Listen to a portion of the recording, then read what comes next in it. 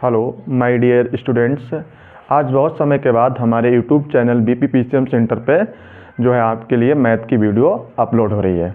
तो यहाँ पे आज का टॉपिक हमारा है सांख्यिकी। सांख्यिकी में हम 3 राशियों के लिए पढ़ते हैं। सांख्यिकी में 3 केंद्रीय प्रवृत्ति की राशियों के लिए पढ़ते हैं। सबसे पहले आपने 9th में ही पढ़ा होगा कि माध्य को पढ़ते हैं। किसके लिए? माध्य। उसके बाद माध्यक पढ़ा जाता है, माध्यक और बहुलक। आपके लेवल पे इतने ही, ये 3 पढ़नी है आपके लिए, माध्य, माध्यक और बहुलक। तो माध्य जब हमने 9th में पढ़ा था तो 9th में क्या सीखा था कि 9th में हम अवर्गीकृत आंकड़ों का माध्य निकाल रहे थे, जबकि यहाँ पे हम वर्गीकृत आंकड़ों का माध्य निकालेंगे। 9th में भी हमने माध्यक नहीं पढ़ा था, बहुलक पढ़े थे। वो बहुलक किसके निकाल रहे थे? अवर्गीकृत आंकड़ों के। जैसे 1 2 3 4 संख्याएं दी होती थी तो वहाँ पे हम बहुलक और माध्य निकालते थे। माध्य को औसत भी कहते हैं। माध्य औसत बात एक ही है या तो, और माध्य के लिए समांतर माध्य भी बोलते हैं। तो यहाँ पे एक हमारे पास क्वेश्चन है, इंपॉर्टेंट क्वेश्चन है, क्लास 10th का क्वेश्चन है।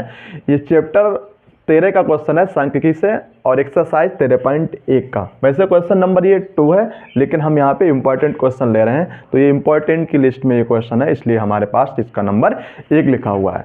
तो ये क्वेश्चन क्या कह रहा है कि किसी फैक्ट्री के 50 श्रमिकों की दैनिक मजदूरी के निम्नलिखित बंटन पर विचार कीजिए। एक उपयुक्त विधि का प्रयोग करते हुए इस फैक्ट्री के श्रमिकों की माध्य दैनिक मजदूरी ज्ञात कीजिए। यानी माध्य दैनिक मजदूरी ज्ञात करनी है। तो माध्य निकालने की दोस्तों 3 विधियां होती हैं। सबसे पहली विधि होती है प्रत्यक्ष विधि, जिसे आपने 9th में पढ़ा था कि sigma FI XI upon sigma FI.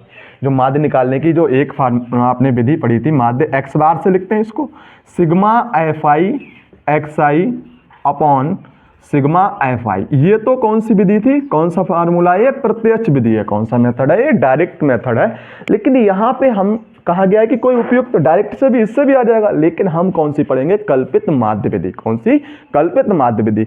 यहाँ पे कल्पित माध्य विधि क्यों लगाएंगे? क्योंकि यहाँ आंकड़े थोड़े बड़े हैं, 520 से 500 से 520, 520 से 540, तो ये आंकड़े बड़े हो रहे हैं। जब 100 से बड़े आंकड़े हो जाएंगे तब हम कल्पित माध्य विधि का यूज कर लेंगे, क्योंकि नहीं तो फिर हमारी गुणा ज़्यादा लंबी हो जाएगी, गुणा के बाद फिर हमें जोड़ करना पड़ेगा। लेकिन यहाँ पे जब हम कल्पित माध्य विधि लगाएंगे तो आंकड़े थोड़े से छोटे हो जाएंगे। अगर पग विचलन लगा लें तो और आसान हो जाएगी। तो यहाँ पे हम कल्पित माध्य से इसे पढ़ेंगे, पग विचलन से तो नहीं पढ़ेंगे, कल्पित माध्य विधि से पढ़ेंगे। तो देखिए ये वर्ग चिन्ह कैसे निकालते हैं। ये 9th में भी पढ़ा था हमने, एक्सआई निकालना। एक्सआई से वर्ग चिन्ह बोलते हैं। तो वर्ग की ऊपर सीमा प्लस निम्न सीमा। ऊपर सीमा कौन सी? ये वर्ग है हमारा, वर्ग अंतराल जो आते हैं उसमें वर्ग क्या है? ये 500 से 520 है। तो ऊपर सीमा इसकी 520 है और निम्न सीमा 500। इन दोनों को जोड़ना है। तो 520 प्लस 500 बटे 2, इसका आधा करना है। कितना आ जाएगा? 1020 आ जाएगा। 1020 का आधा कितना हो जाएगा? 510। तो ये वर्ग चिन्ह ऐसे निकालने सभी में जोड़ जोड़ के। ठीक है, जोड़ो 520 प्लस 500, 1020 हो रहे थे, 1020 का आधा 510 हो जाएगा, 510। अब इनके लिए प्लस करेंगे, 520 और 540, 1060 हो जाएंगे। 1060 का आधा 530। कितने का अंतर आ रहा है? 20 का अंतर आ रहा है। 20 जोड़ते चले जाओ, 1000 आगे आ जाएगा 550, 570, 570 के बाद 590। ठीक है, ये एक्सआई निकल आया।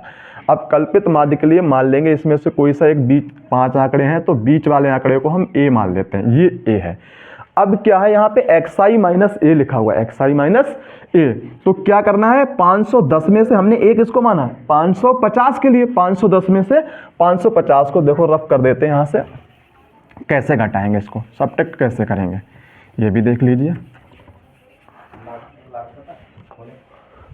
यहाँ से देखो 510 माइनस 550 के लिए हमने ए माना, तो 550 ऐसे लिखेंगे। देखो दोस्तों, तो 510 में से 550 घटाओगे तो माइनस वाली संख्या ज़्यादा है, तो यहाँ 550 में से 510 घटाओ तो 540 बचेंगे। ये माइनस के बचेंगे। कैसे बचेंगे? माइनस के 40। अब 530 में से 550 तब भी माइनस के ज़्यादा होंगे, 530 माइनस 550, 530 माइनस 550 करोगे, 530 में से अब 550 ज़्यादा है माइनस वाले, तो माइनस के 20 बच जाएंगे। तो यहाँ क्या बचेगा, माइनस का 20।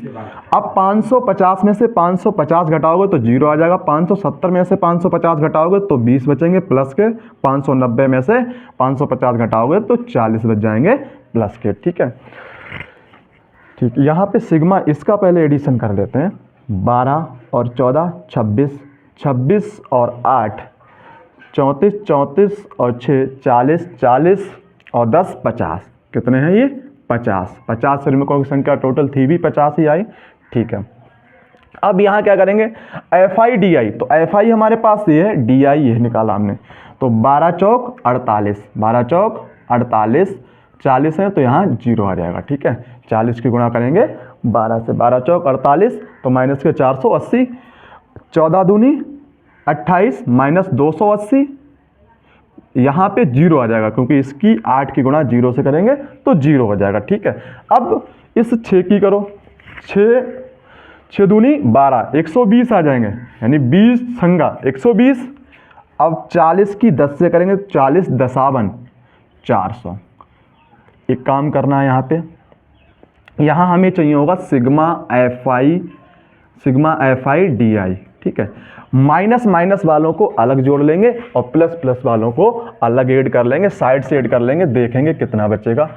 ये 480 इनको जोड़ो, 280 और 480, 0 8 8 16 के 6 हासिल 1, 4 और 2 6 और 1 7, माइनस के 760 होगा। ठीक, प्लस वाले देखते हैं ज़्यादा बैठेंगे या कम बैठेंगे।